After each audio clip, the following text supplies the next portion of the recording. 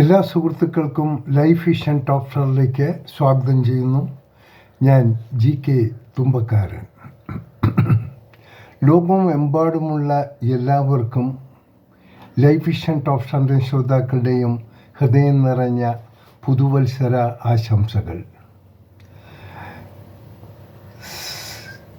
പോയ നാളുകളിലെ ദുഃഖങ്ങളും സന്തോഷങ്ങളും പ്രയാസപ്പെട്ട സമയങ്ങളും അതിജീവിച്ച് ഒരു പുതുവർഷത്തിലേക്ക് കടക്കാൻ ഭാഗ്യം സിദ്ധിച്ചവരാണ് നാം എല്ലാം.